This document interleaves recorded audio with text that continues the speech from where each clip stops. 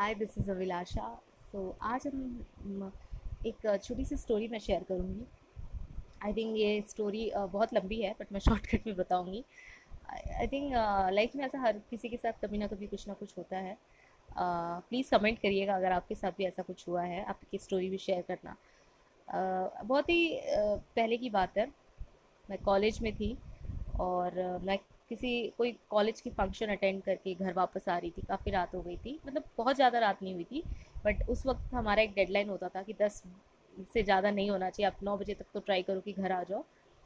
तो कुछ ऐसा हुआ था कि मैं लोकल ट्रेन से ट्रैवल कर रही थी, और कुछ ऐसा था कि जो जो डेस्टिनेशन मेरी थी मैं वहाँ उतर नहीं पाई बिकॉज ऑफ क्राउड एंड कुछ टेक्निकल इशू थे। तो ट्रेन्स भी बहुत कम थे, बहुत प्रॉब्लम हो रहे थे उस टाइम पे। तो जिस वजह से बहुत ज़्यादा क्राउड थी, बहुत ज़्यादा क्राउड थी। लोकल ट्रेन्स में ऐसी आम बात है कि कुछ टेक्निकल इशू हो जाए या किसी भी तरह की कोई इशू हो जाए जिस वजह से ट्रेन्स नहीं चल रहे हो, और कई घंटों के बाद अगर कोई एक ट्रेन खुले तो उसमें बहुत ज़्यादा भीड़ हो जाती है। मतलब उसमें सांस लेने की भी जगह नहीं होती है। तो कुछ ऐसे टेक्निकल इशू की वजह से या कुछ तो हुआ था जिस वजह से ट्रेन बहुत सारे कैंसिल हो गए थे, और बहुत मुश्किल से एक ट्रेन मिला और मैं रिटर्न आ रही थी और मेरी जो डेस्टिनेशन थी वो छूट गई। मैं भी उसके बाद वाले स्टेशन पे उतरी, और अगर उसके बाद मैं नहीं उतरती तो आई थिंक हम बहुत आगे चले जाते। मैं जब उतरी हूँ, मेरे पास एक लेडीज़ दौड़ के आती है अपने दो बच्चों के साथ। उसके गोद में एक बच्चा था और उसके साथ एक छोटी सी लड़की थी, मुश्किल से 5 या 6 साल की लड़की होगी वो लेडी दौड़ के आती, कहती है मैं खो गई हूँ, मुझे कुछ नहीं पता मैं कहाँ हूँ, प्लीज़ मेरे पति को फ़ोन कीजिए। मैंने बोला ठीक है, आप नंबर दीजिए। वो बोलती है नंबर। उसे ये तक नहीं पता कि फ़ोन करने के लिए नंबर चाहिए होता है। उसने बोला मुझे कुछ नहीं पता, आप बस मेरे पति को बुला दीजिए, मैं बहुत बहुत मुसीबत में हूँ। मैंने बोला कि मैम, मैं आपके हस्बैंड को फ़ोन तो ज़रूर कर दूँ, बट नंबर होना चाहिए। एक नंबर होता है जो हर किसी के पास होता है, फ़ोन नंबर। आपके पति के पास फ़ोन होगा। उन्होंने बोला हाँ जी है। मैंने बोला उस फ़ोन का एक नंबर होगा। उसने बोला मुझे नहीं पता। मैंने बोला उस वो नंबर के बिना मैं तो आपके पति को फ़ोन कर नहीं पाऊँगी। आपको कुछ भी याद हो तो आप बताइए, आप कहाँ रहते हो, कहाँ के हो, क्या? कुछ नहीं। उसने बोला मुझे एड्रेस भी नहीं पता है।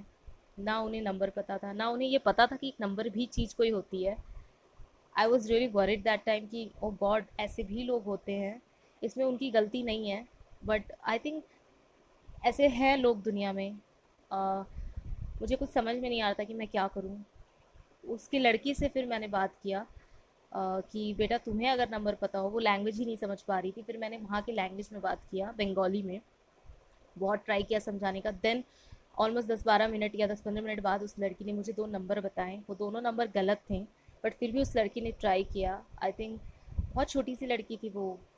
फिर तीसरी बार उसने मुझे एक नंबर बताया जो सही निकला। फिर मैंने उस नंबर पे फ़ोन किया, वो फ़ोन रिंग हुआ।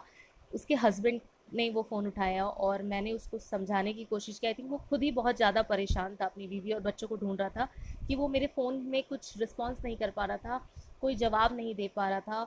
और आई थिंक वो समझ ही नहीं पा रहा था कि मैं उसकी बीवी और बच्चों के साथ हूँ और मैंने फ़ोन किया। वो इतना ज़्यादा परेशान था। उसके साथ उसकी एक बूढ़ी माँ थी। वो लेडी ने मुझे बताया कि मेरे हस्बैंड और मेरी मदर इन लॉ एक जगह है और मैं और मेरे दोनों बच्चे एक जगह हैं, और हम खो गए हैं। फिर मैंने उसको बहुत समझाने की कोशिश की ना, वो मेरी बात ही नहीं समझ रहा था। मे बी नेटवर्क इशू था या मे बी कुछ लैंग्वेज इशू था। अ, वो इतना ज़्यादा टेंशन में था, वो इतना परेशान था कि उसको ये नहीं समझ में आ रहा था कि कोई और जो उसको कॉल कर रहा है वो हो सकता है उसकी बीवी के साथ हो। उसे ये समझ ही नहीं आ रहा था, और वो बार बार फ़ोन कट कर दे रहा था। मुझे समझ में नहीं आ रहा था कि मैं क्या करूँ, कैसे कांटेक्ट करूँ। वो तो फ़ोन ही डिस्कनेक्ट कर दे रहा है। बहुत मुश्किलों के बाद, ऑलमोस्ट हाफ एन आवर के बाद मेरी वापस से फ़ोन लगी और उनसे बात हुई। मैंने उनको बहुत ज़ोर ज़ोर से चिल्ला के बोला क्योंकि वहाँ इतनी क्राउड थी, लोग इतना चिल्ला रहे थे, ट्रेन कैंसिल हो चुके थे, बहुत सारे लोग झगड़ रहे थे।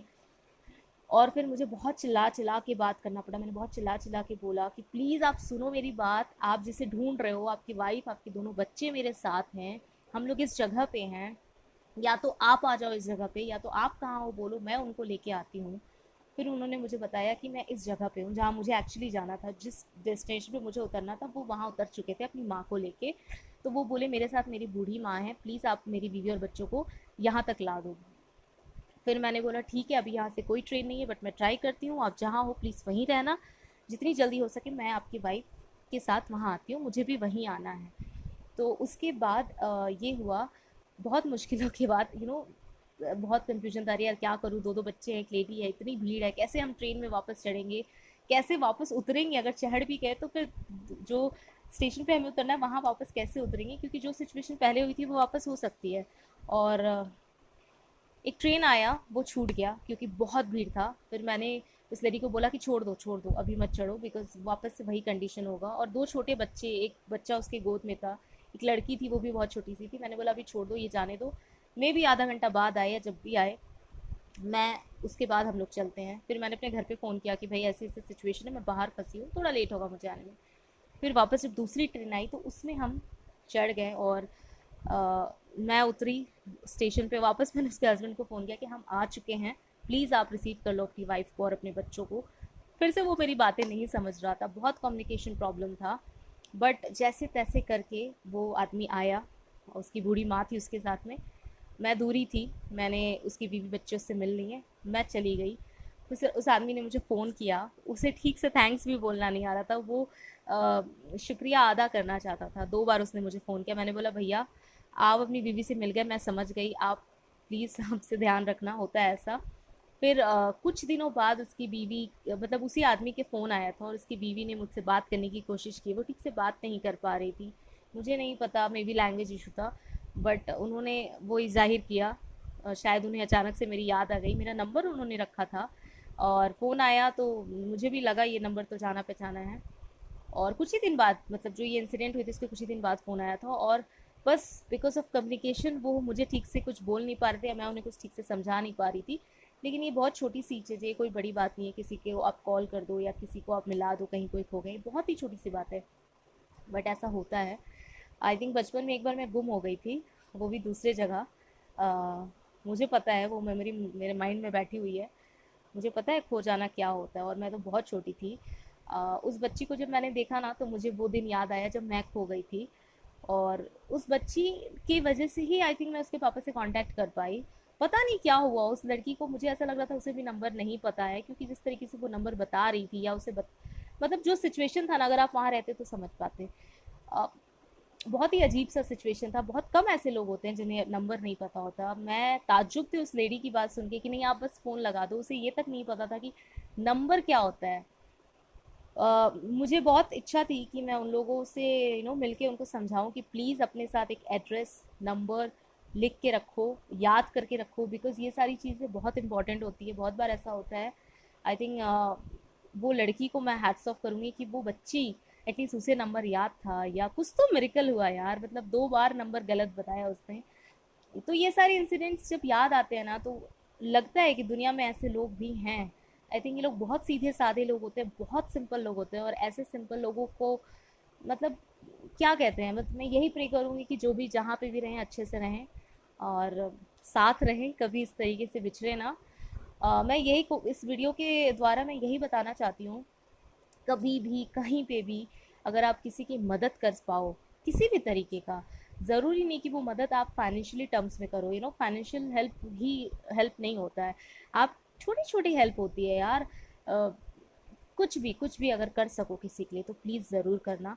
मैं सिर्फ यही बोलना चाहूँगी, क्योंकि जब हम किसी के लिए कुछ करते हैं ना तो वो रिटर्न आता है। जब आप भी कभी किसी और तरीके की मुसीबत में पड़ोगे, ट्रबल में रहोगे, तो आपका भी कोई ना कोई हेल्प करेगा। तो ऊपर वाले हैं, अगर ये चीज़ कर सको तो ज़रूर करना। बस यही शेयर करना था, एक छोटी सी स्टोरी। मुझे नहीं पता कि किनको ये बातें समझ में आएंगी, बहुत सारे लोग हैं जिनको नहीं समझ में आएंगी, बहुत सारे लोग हैं जिनको समझ में आएंगी। इस चीज़ को प्लीज़ पॉजिटिवली लेना, इस चीज़ को कोशिश करना इस चीज़ को सुन के समझने की। अगर आप समझोगे तो ज़रूर आपके लाइफ में ये बात काम आएगी। Thank you.